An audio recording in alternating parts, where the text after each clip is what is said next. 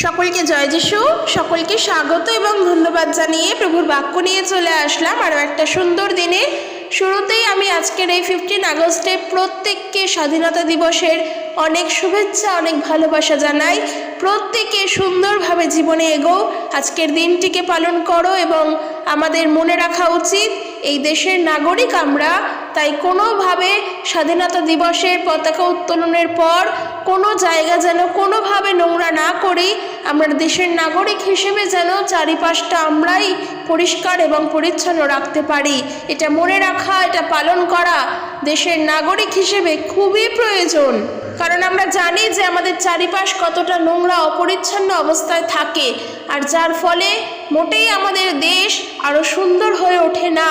কিন্তু এই দেশ যখন ফুলে ফলে শস্য শ্যামলায় পরিপূর্ণ, তখন সেই দেশকে অবশ্যই উচিত মর্যাদা দেওয়া এবং পরিষ্কার পরিচ্ছন্ন রাখাটা একজন দেশের নাগরিক হিসেবে আমাদের কর্তব্য।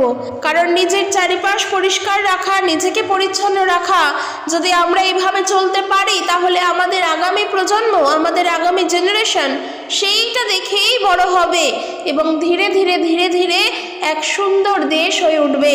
তাই আমাদের মনে রাখা দরকার, আমরা আমাদের দেশকে পরিষ্কার রাখবো, আমরা নিজেদের ভালো রাখবো এবং যে স্বাধীনতা আমরা লাভ করেছি 1947 সালের 15ই আগস্ট, সেই স্বাধীনতা অনুসারে যেন আমরা প্রত্যেকে স্বাধীনভাবে বাঁচতে পারি এবং আগামী আমার পাশের যে মানুষটি রয়েছে, আমার প্রতিবেশী যিনি রয়েছেন, তাদেরকেও যেন আমরা সেই স্বাধীনতা দিতে পারি, তারাও যেন স্বাধীনভাবে বাঁচে। কারণ ভারতবর্ষের সংবিধান অনুসারে প্রত্যেকটা মানুষের স্বাধীনভাবে বাঁচার অধিকার আছে, স্বাধীনভাবে থাকার অধিকার আছে, স্বাধীনভাবে কথা বলার অধিকার আছে। আর যখন আমাদের প্রত্যেকেরই ব্যক্তিগত স্বাধীনতা রয়েছে, যেন আমরা প্রত্যেকে সেই স্বাধীনতাকে সঠিক অর্থে ব্যবহার করি, যেন কোনোভাবেই আমাদের কোনো কার্যের দ্বারা সেই স্বাধীনতা যেন স্বেচ্ছাচারিতায় না পৌঁছে যায়। এটা আমাদের মনে রাখতে হবে এবং আমি বিশ্বাস করি যে আমরা সবাই এক হয়ে আগামী দিনেও এগিয়ে চলব এই ভারতবর্ষে থেকে। আরও একটি বারের জন্য প্রত্যেককে শুভ স্বাধীনতা দিবসের অনেক শুভেচ্ছা জানাই। কিন্তু আজকের আমরা ঈশ্বরের বাক্য থেকে দেখব, কারণ দেশ তো দেশের জায়গায়, দেশের নাগরিক আমরা, দেশ বাদ দিয়ে আমরা নই। আমরা ঈশ্বরকে বিশ্বাস করি, প্রত্যেকটা মানুষ ঈশ্বরকে বিশ্বাস করে, সেটা যেই হোক না কেন। এখানে ধর্মের বিভেদ মানুষ দেখতেই পারে, কিন্তু দেশের নাগরিক হিসেবে আমি কখনোই ধর্মের বিভেদ দেখব না, যেহেতু আমার সংবিধান এটাই বলে প্রত্যেকটা মানুষের ব্যক্তিগত স্বাধীনতা রয়েছে, তার ধর্ম স্বাধীনতা রয়েছে এবং ভারতবর্ষ ধর্মনিরপেক্ষ দেশ। সেই অর্থে দেখতে গেলে আজকের যে বিষয় নিয়ে আমরা আলোচনা করব, আমাদের যা প্রচারের বিষয়, আমাদের যেই চ্যানেল আমরা সবাই জানি, এই চ্যানেলে ঈশ্বরের বাক্য প্রচার হয়। আর আজকের আমরা সেটাই দেখব বাইবেল থেকে, যে প্রভু যিশু আমাদেরকে কি বলেন। এবং দ্বিতীয় বিষয়, আজকের আমার টপিকও যেটা নিয়েছি, যে এইভাবে প্রার্থনা করো অনেক বিপদ দূর হবে। আজকের আমরা দেখব এই বিষয়গুলো। তো শুরুতেই আমি বলবো যে দেখো, প্রভু যিশু যে শিক্ষা আমাদেরকে দিয়ে গিয়েছেন, প্রভু যিশু তার বাইবেলে যে শিক্ষা আমাদেরকে দিয়ে গিয়েছেন, কারণ বাইবেল আমাদের সকলের হাতে আর সেই বাইবেল আমরা সবাই পড়ছি, যে শিক্ষা এখানে দেওয়া আছে এবং তিনি যা দিয়ে গিয়েছেন, এই শিক্ষা গ্রহণ করার পর, এই শিক্ষা গ্রহণ করে তা মেনে চলার পর একজন মানুষ হিসেবে, একজন স্বাধীন ভারতের নাগরিক হিসেবে আমরা যথেষ্ট গর্ব করে চলতে পারি। কারণ এখানে তিনি এমন কোথাও কোনো শিক্ষা দেননি যার দ্বারা হয়তো আমাদেরকে সমাজে অন্যায় করে চলতে হবে, সমাজে মুখ লুকিয়ে চলতে হবে না। আর তার বড় একটা প্রমাণ আজকের আমি শর্টস ভিডিওর মধ্য দিয়েই বলেছি, যে তিনি আমাদেরকে শিখিয়ে গিয়েছেন আপন শত্রুকে ভালোবাসো। এই ভারতবর্ষের প্রতিটা মানুষ আমাদের ভাই, আমাদের নিজের, তাদেরকে ভালোবাসতে যে শিক্ষা প্রভু যিশু দিয়ে গিয়েছেন, শুধু ভারতবর্ষের নয়, সমগ্র পৃথিবীর প্রত্যেকটা মানুষকে যেই শিক্ষা তিনি দিয়ে গিয়েছেন, তা হলো আপন শত্রুকে প্রেম করো। কারণ তিনি তো ঈশ্বর, তিনি একটি দেশের কথা শুধু চিন্তা করেন না, তিনি একটি কোনো বিশেষ রাজ্যের কথা চিন্তা করেন না, তিনি একটি বিশেষ কোনো ধর্মের কথা, একটি বিশেষ কোনো জাতির বা সম্প্রদায়ের কথা চিন্তা করেন না, তিনি মানুষের জন্য চিন্তা করেন। আর সেই মানুষের জন্য চিন্তা করেই তিনি এই শিক্ষা দিয়েছেন, আপন শত্রুকে ভালোবাসো। কারণ প্রত্যেকেই আমরা এই শিক্ষায় চলি যে যে আমাকে ভালোবাসবে আমি তাকেই ভালোবাসবো, যে আমাকে প্রেম করবে আমি তাকেই প্রেম করব। ও আমার নামে দুটো খারাপ কথা বলে না, তাই ওকেই আমি ভালোবাসবো। কিন্তু যে আমার নামে খারাপ কথা বলেছে তাকে আমি কেন ভালোবাসতে যাব? কিন্তু যিশুর শিক্ষা সেটা নয়। তাই আজকের এই স্বাধীনতা দিবসের দিনে দাঁড়িয়ে মানুষ যতই আমাদের নিন্দা করুক, অন্যায় করুক, খারাপ কথা বলুক, তাদেরকে আমরা আমাদের দিক থেকে ক্ষমা এবং তাদেরকে আমরা আমাদের দিক থেকে ভালোবাসা সবটাই দেব। কারণ এটা আমাদের শিক্ষা, যা প্রভু যিশু আমাদেরকে শিখিয়েছেন। এরপর আমরা আস্তে আস্তে বাইবেলের দিকে আসব। আজকের টপিক অনুসারে আমি বলেছি যে এইভাবে প্রার্থনা করো, অনেক বিপদ দূর হবে। হ্যাঁ, হবে, কারণ বিপদ আসবে আর বিপদ দূর হবেও, এই বিশ্বাস আমাদের আছে। আমরা দেখব গালাতীয় পুস্তক তার 5 অধ্যায় 1 পদ, গালাতীয় তার 5 অধ্যায় 1 পদ কি বলছে? এখানে ঈশ্বরের বাক্য এটাই শিক্ষা দেয়, স্বাধীনতার নিমিত্তই খ্রিস্ট আমাদিগকে স্বাধীন করিয়াছেন, অতএব তোমরা স্থির থাকো এবং দাসত্ব জোয়ালিতে আর বদ্ধ হইও না। দেখো, এখানে একটু বলি, স্বাধীনতার নিমিত্তই খ্রিস্ট আমাদিগকে স্বাধীন করিয়াছেন।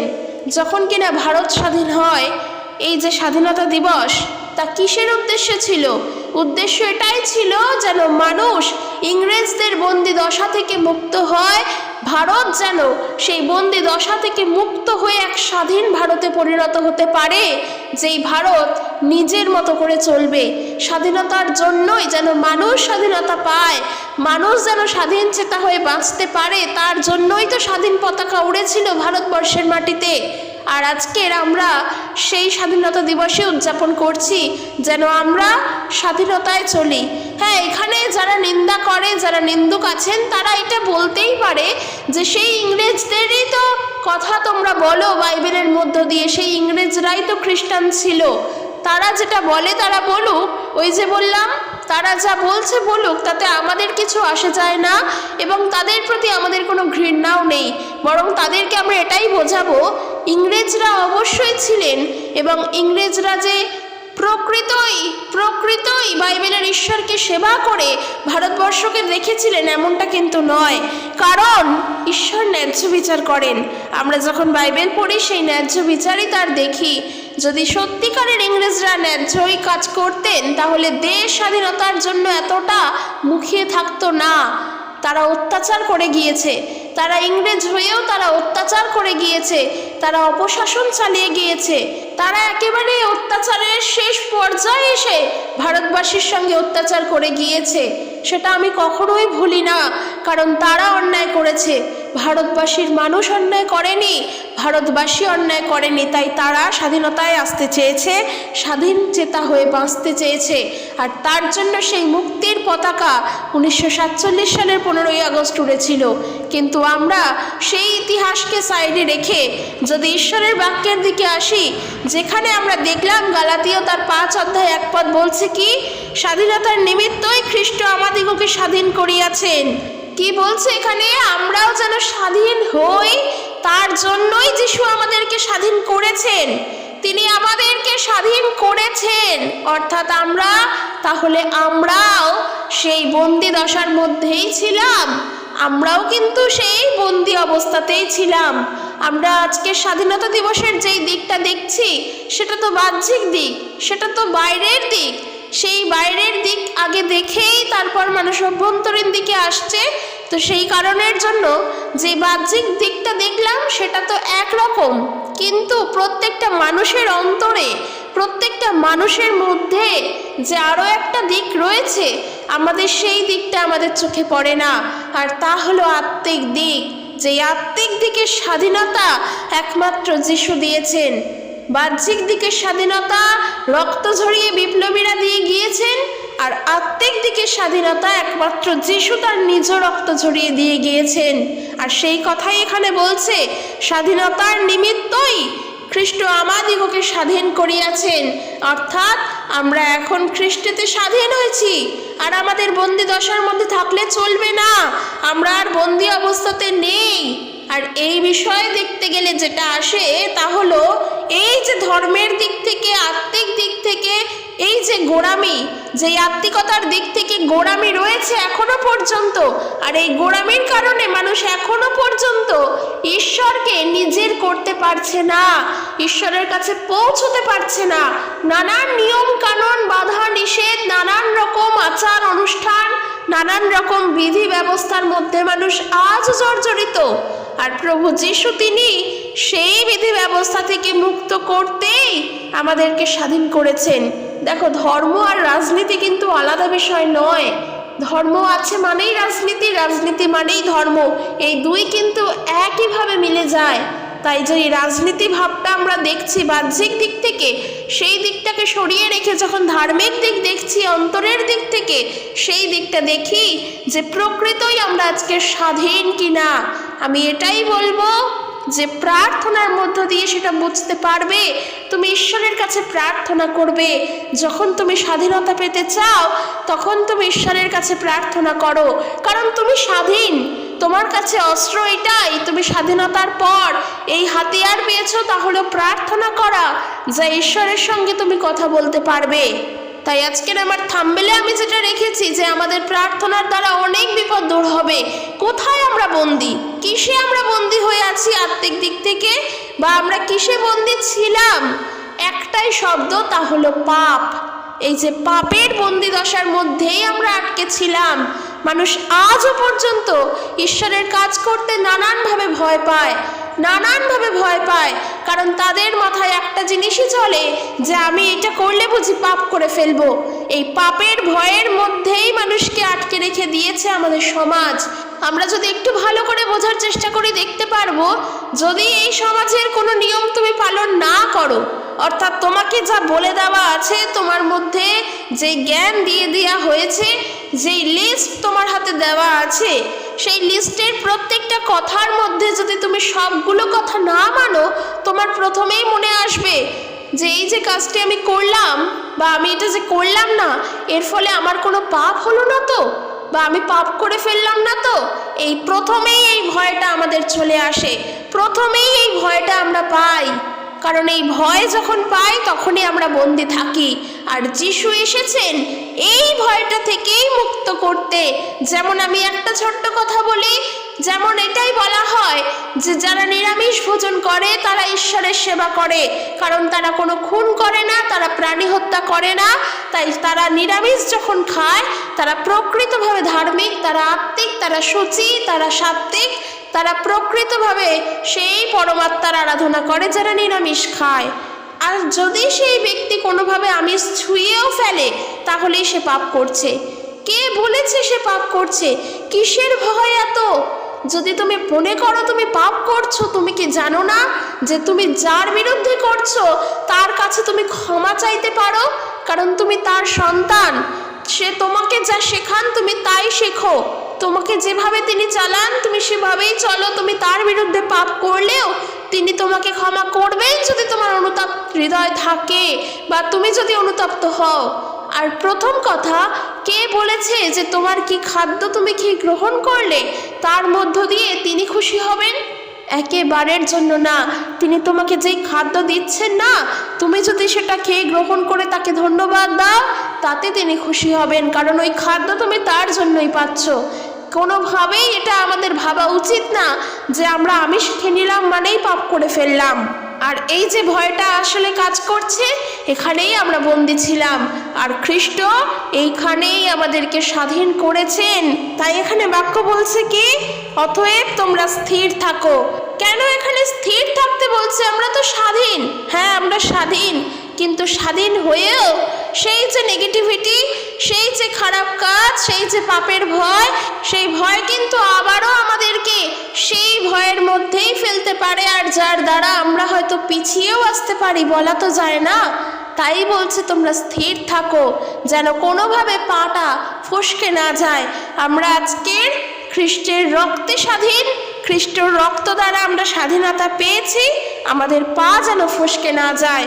আর এই ক্ষেত্রে একটা কথা খুবই মনে পড়ে, স্বামী বিবেকানন্দের একটি কথা তিনি বলেছেন, আমি পাপের দাস নই, পাপই আমার দাস।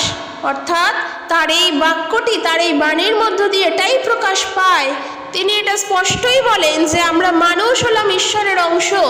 আমাদের যে আত্মা তা ঈশ্বরের আত্মার সাথে কথা বলে, আমাদের আত্মা ঈশ্বরের আত্মার জন্য আকাঙ্ক্ষিত। তাই আমাদের যে পাপ স্বরূপ দিক তা আমাদের বাহ্যিক দিক।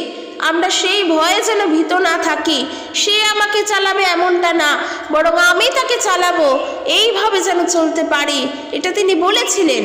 তাই আজকের টপিক অনুসারে বাইবেলের বাক্য অনুসারে যেটা আমরা দেখলাম যে দাসত্ব জোয়ালিতে আর বদ্ধ হইও না। অর্থাৎ ওই যে বললাম যে আজকের আমরা হয়তো যিশুর কাছে আসার জন্য অনেকভাবে মানুষের দাসত্ব করি। লোকে কি বলবে, সমাজ কি ভাববে, আমার পরিবার কি ভাববে, আমার প্রতিবেশী কি ভাববে যদি আমি যিশুর কাছে যাই। এই দাসত্বেও আমরা বন্দী থাকি। এখান থেকেও বেরো, কারণ তোমাকে প্রভু স্বাধীন করেছেন। তুমি ব্যক্তিগতভাবে স্বাধীনতা পেয়েছো, তোমার একার স্বাধীনতা রয়েছে। তুমি একা এসেছো পৃথিবীতে, একাই ফিরবে, তোমার জীবনটাও কিন্তু একারই। তাই মানুষ কি ভাববে আর তার জন্য আমি ঈশ্বরের কাছে যাব না, এই দাসত্ব থেকে বেরো। নেশা, রাগ, ভয়, ঈর্ষা, লোভ, লালসা, মদ, মাৎসর্য, এই সমস্ত কিছুও কিন্তু এখনো পর্যন্ত আমাদের মধ্যে যদি থাকে, যদি তাদের অবস্থাতেই বন্দি থাকি, তাহলে বেরো সেখান থেকে। কারণ তুমি স্বাধীন, খ্রিস্ট তোমাকে স্বাধীন করেছেন, তার রক্ত দ্বারা তুমি স্বাধীন হয়েছো। সেই জন্য আমি আজকে বলেছি যে এইভাবে প্রার্থনা করো, অনেক বিপদ দূর হবে। কারণ আমরা বেশিরভাগ বিপদেই থাকি ভয়ের মধ্যে। ভয় পেলেই ভাবি বিপদ আসছে, বিপদ আসলেই ভয় পাই, এবং ভয় পাওয়া মানেই আমি অন্যায় করছি, কিংবা এটা ভাবি কি যে আমি পাপের মধ্যে চলে যাচ্ছি, আমার দ্বারা এটা হচ্ছে না তাই ভয় পাচ্ছি। এইসব যত নেগেটিভিটি দিক থেকে আমরা ভয় পাই। কিন্তু ওই যে বললাম হাতিয়ার বা অস্ত্র আছে, আর সেই হাতিয়ার বা অস্ত্র হলো এটাই, আমার প্রার্থনা। অর্থাৎ প্রভু যিশু যে সম্পর্ক আমার সঙ্গে ঈশ্বরের তৈরি করেছেন পুনরায়, সেই সম্পর্ককে ধরে রাখার জন্য আমার প্রার্থনা। আমি ঈশ্বরের কাছে দিনরাত প্রার্থনা করব যেন ওই বিপদগুলো, ওই ভয়গুলো আমার কাছে না আসে। খ্রিস্টের রক্তে যেমন স্বাধীন, আমি স্বাধীনভাবেই যেন জীবনে চলতে পারি, সর্বক্ষেত্রে যেন আমি স্বাধীনতাতেই চলতে পারি। কারণ আমার কোনো ভয় নেই, এই জন্যই ভয় পাই না, যিশু আমাকে স্বাধীন করেছেন। আমি কাকে ভয় করব? যাকে ভয় করব সে তো আমার পেছনে না, সে আমার পেছনে না, সে আমার সম্মুখে, আর তার উল্টো দিকে আমি দাঁড়িয়ে, বরং তার মুখোমুখি দাঁড়িয়ে তাকে আমি প্রতিরোধ করতে পারবো। কিন্তু আমার যে পেছনে আছে সে আমাকে সাপোর্ট করবে, আর তিনি হলেন প্রভু, তিনি হলেন ঈশ্বর। কিন্তু তুমি যদি তোমার ভয়কে, তোমার সেই পাপের দশা, বন্দি দশাকেই তোমার পিছনে রাখো, তাহলে তার থেকে তুমি যখন সাপোর্টটা পাবে না, তুমি আরো বেশি করে ভয় পাবে, তোমার মধ্যে সেই স্বাধীন চেতা চিন্তাই হারিয়ে যাবে। তুমি তখন ভাববে এটা করা মানেই অন্যায়, এটা করা মানেই পাপ, লোকে কি বলবে, বাবা আমি যাব না, এই সব ভয় কাজ করবে। কিন্তু যদি স্বাধীনতায় থাকো যে না, আমি সত্যভাবে, সৎভাবে আমার ঈশ্বরের সাহায্যেই চলবো, আমি দিয়াবলকে প্রতিরোধ করব, আমি আমার পাপ দশা, বন্দি দশাকে আমি প্রতিরোধ করতে পারবো, আমি তাহলে এগোতে পারবো, কারণ তিনি আমাকে সাহায্য করবেন। এই ধারণায় চলো, দেখবে অনেক শান্তি পাবে। এবং প্রার্থনায় থেকে চলো, এই বিপদগুলো আমাদের থেকে দূর হবেই, কারণ প্রার্থনাতেই সেই শক্তি রয়েছে।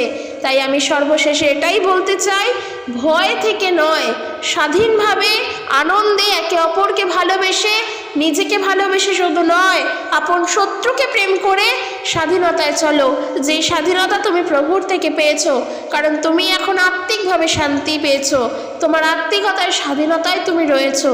সমাজে যারা তোমাকে বলবে তুই এটা করছিস মানে পাপ করছিস, তাদেরকে তুমি এটা বোঝাও যে আমি ঈশ্বরের আশীর্বাদে সব করি, এবং ঈশ্বর আমাকে যোগান দেয় বলে করি, আমি তার ইচ্ছায় চলছি, এটা পাপ নয়।